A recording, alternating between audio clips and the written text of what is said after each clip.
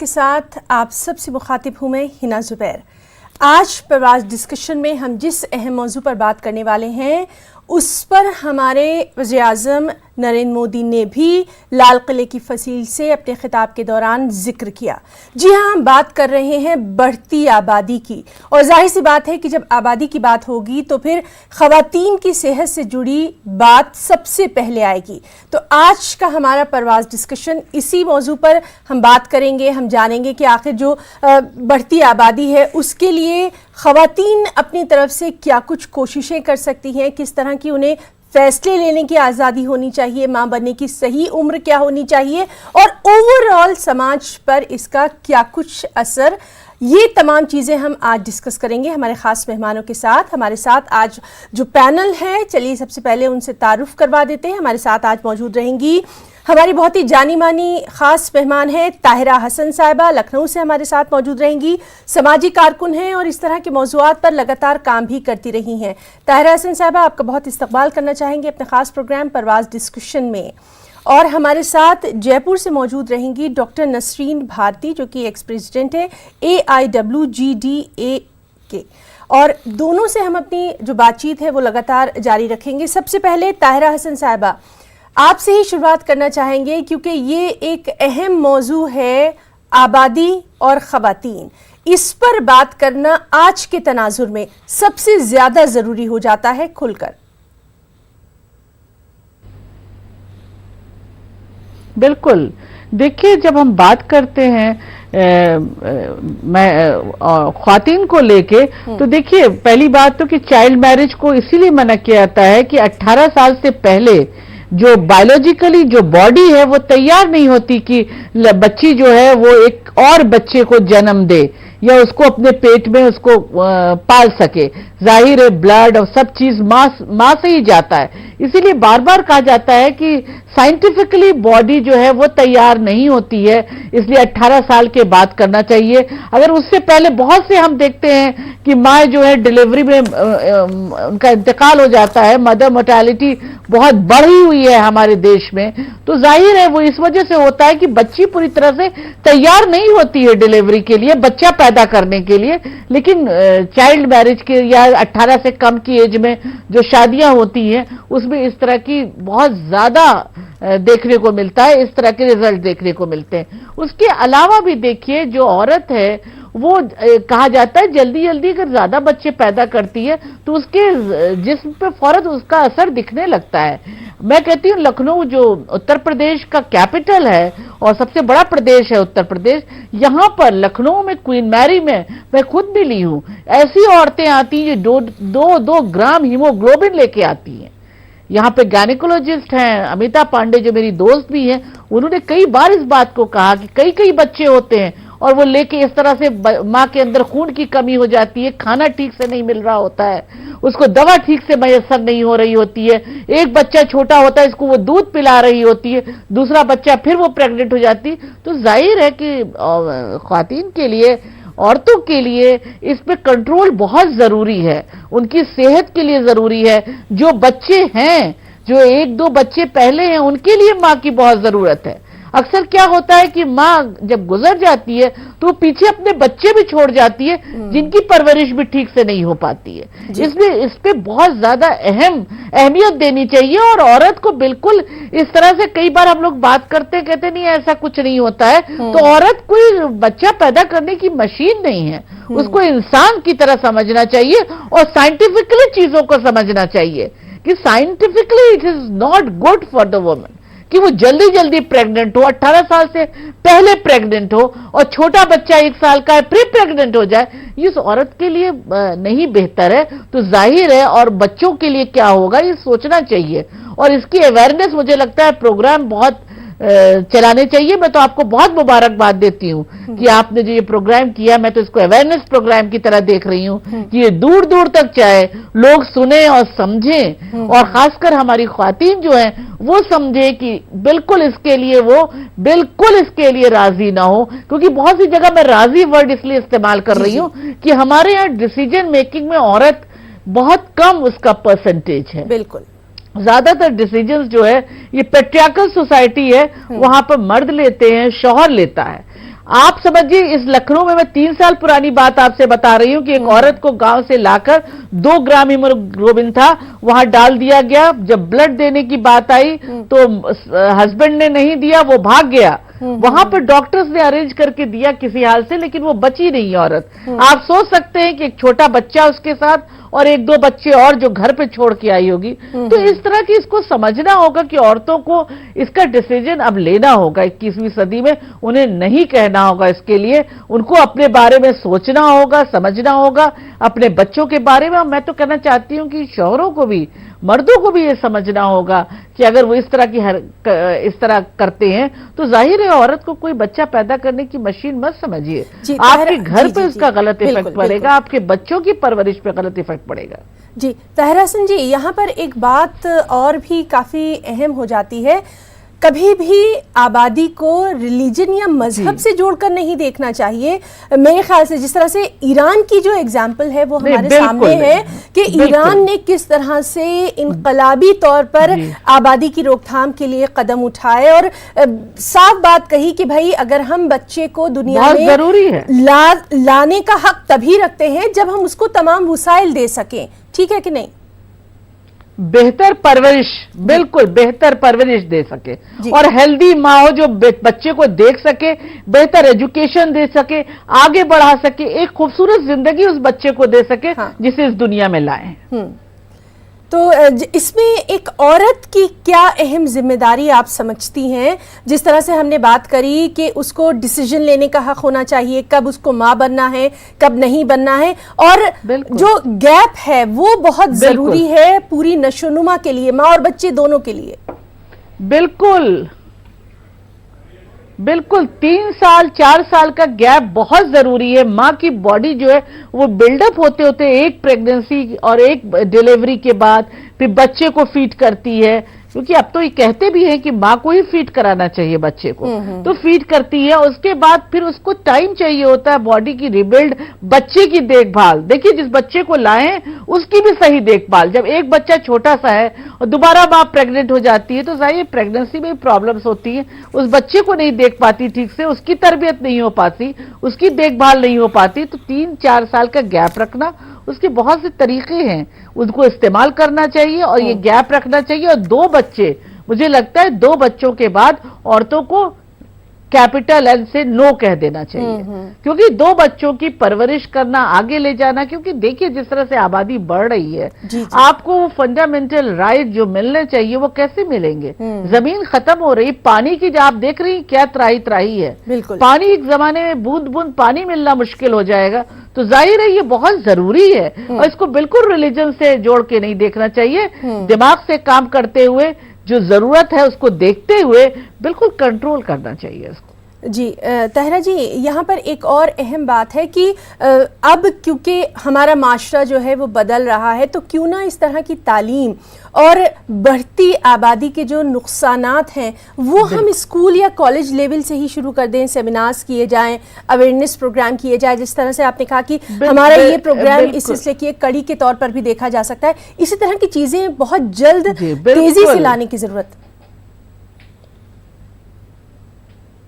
बिल्कुल, देखिए awareness programme किए जाए, एक बुकलेट बने, जो लोग पढ़े लिखे हैं उनको बांटा जाए, गांव में जाके चौपालों में नुक्कड़ नाटक के जरिए इस बात को बताया जाए कि किस तरह से पानी खत्म हो रहे हैं, तालाब खत्म हो गए, सब हमारा खत्म हो रहा है, पानी नीचे चला गया है लेवल, पानी नहीं मिल रहा। बुंदेलखंड वगैरह में तो देखिए उत्तर प्रदेश में लोग जूझ ही रहे हैं पानी के उससे। तो एक टाइम आएगा तो आपको फंडामेंटल जो आपके राइट्स है वो नहीं मिलेंगे, जमीन नहीं होगी, रहने का नहीं मिलेगा, आपको खाने का नहीं मिलेगा।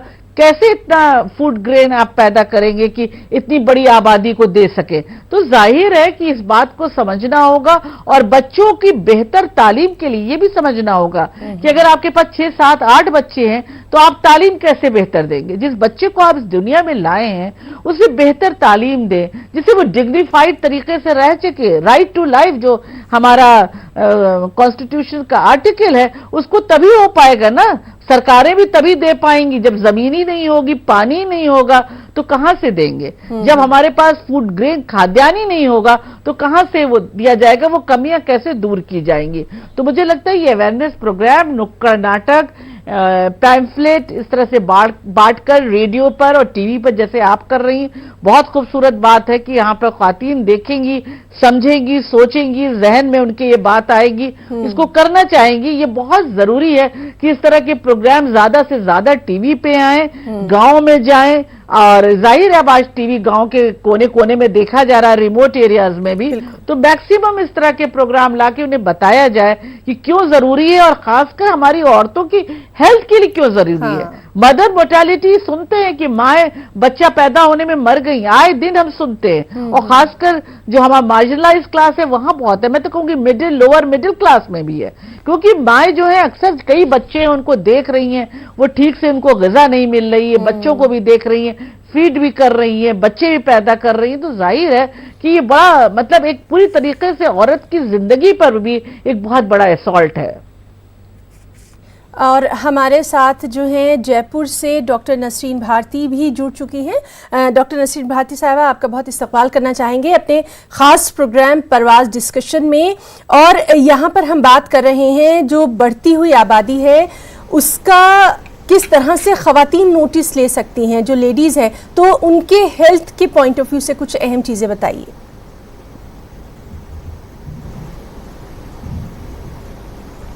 हेलो नसरीन जी, आपको हमारी आवाज़ आ रही है?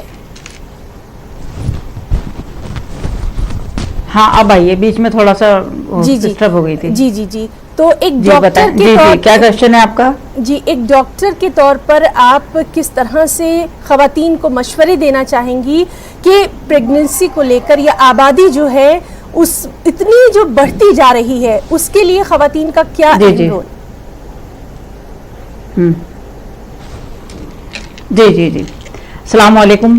पहले तो मैं आप लोगों को सबको बताऊं कि एज ए डॉक्टर मैं ये कहना चाहूँगी इस ईटीवी उर्दू के माध्यम से सारे हमारी ख़वातीन को इनके ज़रिए से कि हम लोग आज इस दौर में हैं जहाँ एजुकेशन काफ़ी बढ़ चुकी है और समाज में महिलाओं की स्थिति पहले से काफ़ी अच्छी है, और वो एजुकेशन के साथ साथ हवाओं में आसमान में भी उड़ रही हैं, अंतरिक्ष में जा चुकी हैं, और वो राष्ट्रपति के पद पर भी बैठ चुकी हैं ख़वातीनें, प्रधानमंत्री बन चुकी हैं, माननीय इंदिरा गांधी जी थी, और प्रतिभा पाटिल मैडम हमारी राष्ट्रपति थी प्रथम, हमारी जैसे राजस्थान में वसुंधरा राजे मैडम हमारी 2 बार सीएम रह चुकी हैं, और महिलाएं जिस तरह से पढ़ाई कर रही हैं, तो मैं चाहना चाहूँगी कि हम एज ए फीमेल मैं सबको कहूँगी कि एजुकेशन पहले से काफ़ी बढ़ी है। जो दौर 1947 में था, सरकार हम लोगों ने जब आज़ादी के टाइम में अपना समय देखा, उसके बाद में अब हम सबको अपने बच्चियों को और भी ज़्यादा एजुकेट करना होगा ताकि वो इस समाज में अपने पैरों पर खुद खड़ी हो सकें। और जिस तरह से बेटी बचाओ बेटी पढ़ाओ का एक नारा सरकार दे रही है पिछले काफ़ी समय से, तो बेटियों को हमको बचाना ही होगा, और ये क्योंकि बेटियां ही 2 कुलों की लाज रखती हैं और 2 कुलों का दीपक होती हैं। हम लोगों को बेटियों को बचाना है, बचाने के लिए जी। तो डॉक्टर नसरीन साहिबा से लगातार हम बात करने की कोशिश कर रहे हैं। हमारे साथ ताहिरा हसन भी मौजूद हैं। ताहिरा जी, आपसे हम ये जानना चाहेंगे, जिस तरह से पीएम ने जो है एक अच्छी बात कही और अपने जो उनका सबसे बड़ा भाषण होता है, अपनी सबसे बड़ी स्पीच, उसमें उन्होंने ख़वातीन को डिसीजन लेने का इख्तियार देने की भी बात कही है, तो ये काफ़ी अहम है कि कम से कम समाजी तौर पर एक बड़ी बात आबादी के लिए। बिल्कुल बहुत बड़ी बात है, क्योंकि देखिए मैंने पहले भी कहा डिसीजन मेकिंग आज भी सिर्फ हिंदुस्तान की बात मैं नहीं कर रही हूं, पूरी दुनिया में अगर आप देखिए तो औरत को डिसीजन मेकिंग में बहुत मुश्किल से हार्डली वो 10% होगा। इतना डिसीजन मेकिंग औरत को दी ही नहीं जाती है। उसके पास प्रॉपर्टी देखिए 1% है, मैं दुनिया की बात कर रही हूं, 1% प्रॉपर्टी है, 10% उसकी जो वो अर्न करती है उस पर राइट है। तो जाहिर है डिसीजन मेकिंग नहीं है ना। जब डिसीजन मेकिंग होगी तो जाहिर है औरत समझेगी, क्योंकि औरत के लिए जब हम बात कर रहे हैं पॉपुलेशन को कंट्रोल की, हम बात कर रहे हैं कि माँ बार बार कुछ उसमें गैप रखा जाए, जल्दी जल्दी माँ को प्रेग्नेंट होने से कैसे वो डिसीजन ले, तो तभी लेगी ना जब वो डिसीजन मेकिंग में उसका कोई प्लेस होगा, वो टेबल की एक तरफ बैठी होगी, वो तय करेगी कि नहीं हमारा बच्चा 4 साल का हो जाएगा तब दूसरा बच्चा होगा, और बेटे के लिए 5, 6, 7, 8 बेटियां नहीं पैदा करेंगे हम। बिल्कुल, बेटा और बेटी एक हैं, ये जब वो समझे, मतलब अब डिसीजन मेकिंग में आएगी, बेटियां भी वो सब कर रही हैं जो बेटे कर रहे हैं। अब तो बेटियां जो हैं वो आग भी दे रही हैं, जो हिंदूज में डेथ के बाद होता है वो भी कर रही हैं। तो ऐसा कुछ नहीं है। बेटियों से मोहम्मद सल्लल्लाहु अलैहि वसल्लम का तो पूरा खानदानी बेटी जनाब फातिमा ज़हरा से चला है। तो हमको समझना होगा कि हमारे तो इस्लाम में भी ये बहुत मजबूती से है। तो इस बात को समझते हुए मुझे लगता है कि जो बात कही है प्रधानमंत्री ने, इसको कैंपेन को, इस अवेयरनेस को नीचे तक जाना चाहिए, और सिर्फ जाना नहीं चाहिए, इम्प्लीमेंट होना चाहिए कि कैसे हम, जैसे मैंने कहा, गांव में नुक्कड़ नाटक, रेडियो, टेलीविजन, इन सब के जरिए हम ये मैसेज भेजें कि बच्चे अगर 2 हैं, आप बेहतर तालीम देंगे, उन्हें बेहतर इंसान बनाएंगे, और इस्लाम भी कहता है कि बेहतर इंसान बनाओ। ये तुम्हारी जिम्मेदारी है माँ बाप की कि हम उन्हें बेहतर इंसान बनाएं। दीनी और दुनियावी दोनों तालीम का एक अच्छा संगम हो उनको।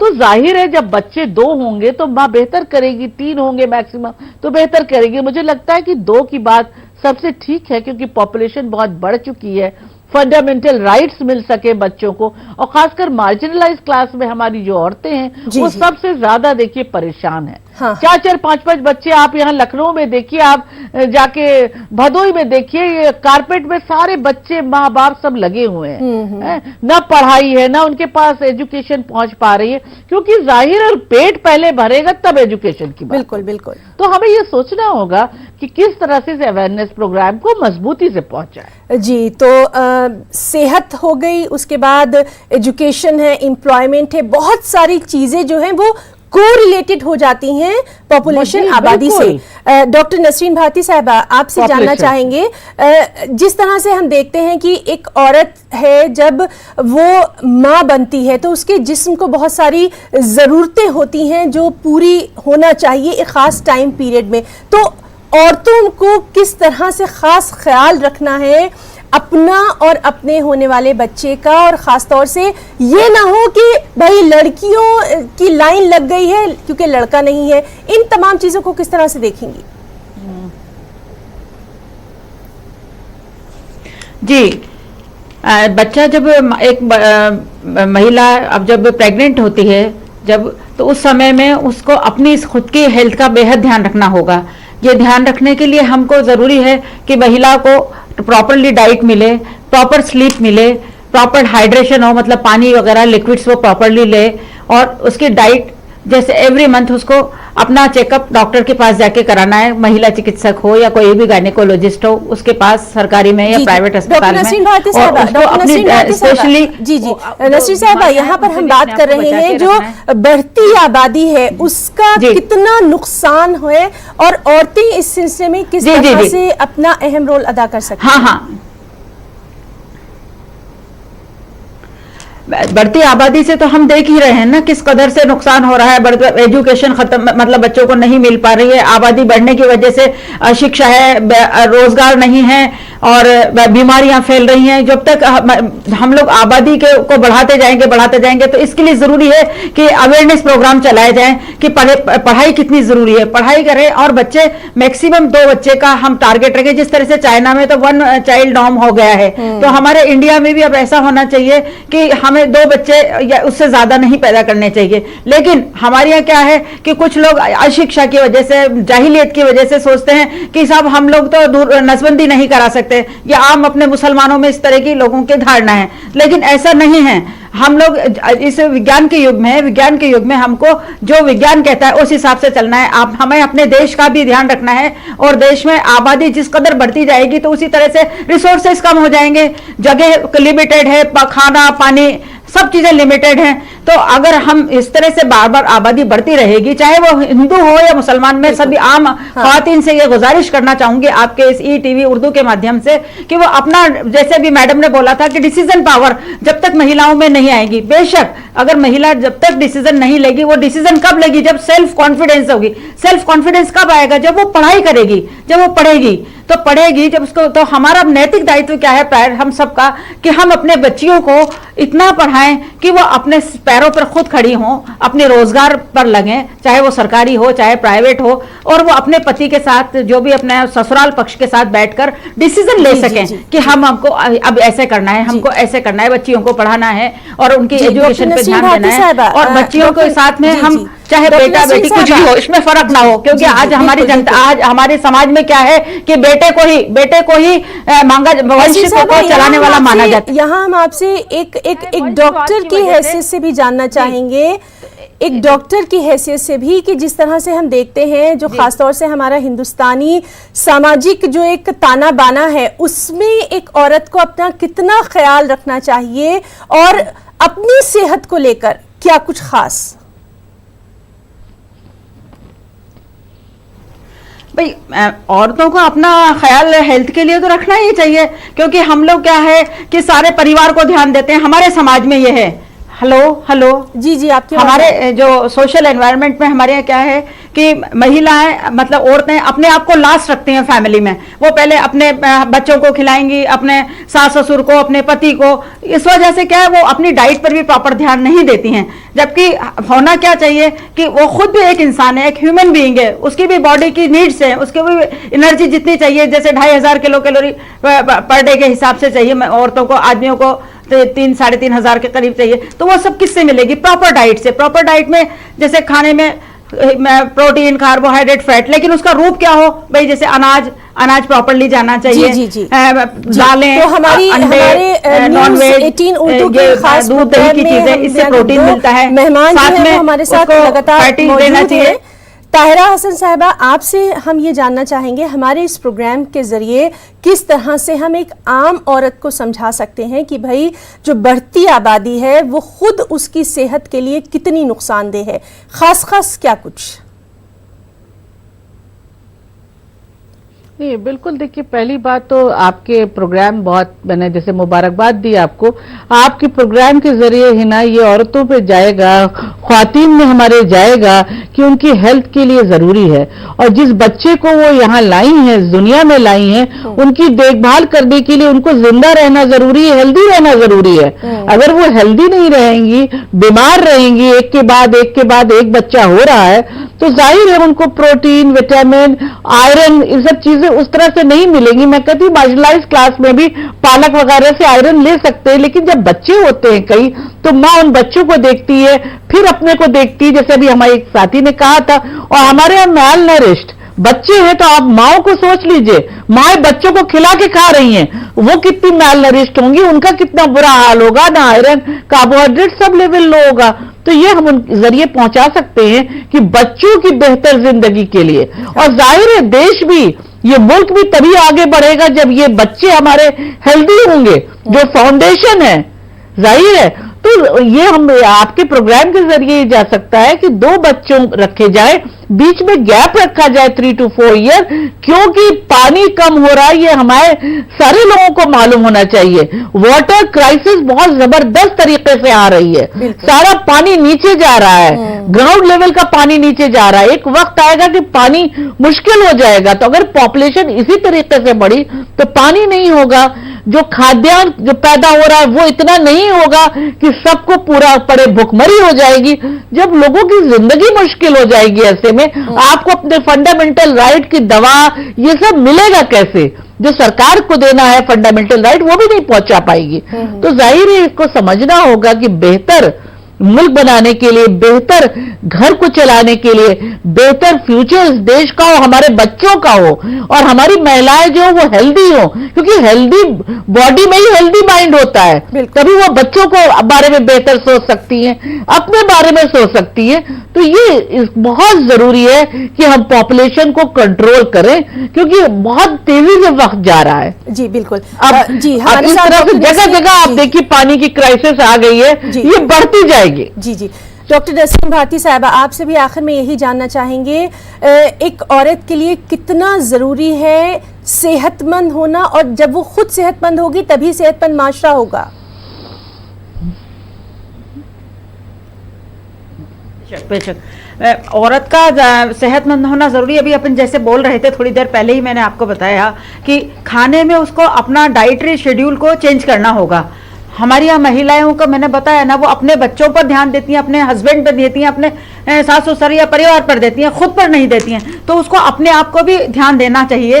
और साथ में जब वो प्रेग्नेंट है तो उस टाइम में तो उसकी डाइट एक्स्ट्रा बढ़नी चाहिए ताकि उसको आयरन मिल सके, कैल्शियम मिल सके, कार्बोहाइड्रेट, प्रोटीन वगैरह सब प्रॉपर मिल सके। आयरन किन किन चीज़ों में होता है, हम आपके टीवी के माध्यम से मैं आम महिलाओं को कहना चाहूँगी कि आयरन अपन पालक है, सेब है, केला है, गुड़ है, ऐसी चीजों में बेहद मिलता है। हरी ग्रीन लीफी वेजिटेबल्स हैं, तो ये महिलाएं अपनी डाइट में इन चीजों को शामिल करें, साथ में सलाद को शामिल करें ताकि उनके पेट में आयरन की कमी ना हो, उनके जिस्म में आयरन की कमी ना हो और जो होने वाला लगातार प्रॉपर आयरन मिल बात सके। कर रहे हैं जो बढ़ती आबादी है और जो खवातीन है किस तरह से अपना अहम रोल अदा कर सकती हैं। ताहिरा हसन साहिबा, आखिर में आपसे सबसे ज़रूरी बात कि किस तरह से दानिश्वर तबका इस मामले में अपना अहम रोल अदा कर सकता है। देखिए, दानिश्वर तबके को भी अपने अवेयरनेस, जैसे मुसलमानों की बात है, मुस्लिम कम्युनिटी की है, उनके अंदर एक मिथ है, भ्रम है, उसको लेके उनसे बातचीत करना, उनको समझाने की कोशिश करना कि देखिए इसको समझिए साइंटिफिकली कितना जरूरी है। इस्लाम बिल्कुल नहीं कहता है कि आप अपने घर में अपनी औरत को, अपनी बीवी को या अपनी बहू को या अपनी बेटी को इस तरह से बिल्कुल मरने के लिए वो कर देगी नहीं, वो बच्चा पैदा करती जाए। और हमारे मुस्लिम कम्युनिटी में भी लड़के की जो बात आई है, इसको भी हमें समझाना होगा जी। तो ये बेटा और बेटी का फर्क क्या है, समाज का भी मतलब किरदार तो ये चीजें हमको लेके जाना पड़ेगा दानिश्वर लोगों को। वक्त की मेरे पास क्योंकि कमी है, मैं अपने दोनों खास मेहमानों का बहुत बहुत शुक्रिया अदा करना चाहूंगी। आज के इस खास प्रोग्राम में फिलहाल इतना ही। आदाब।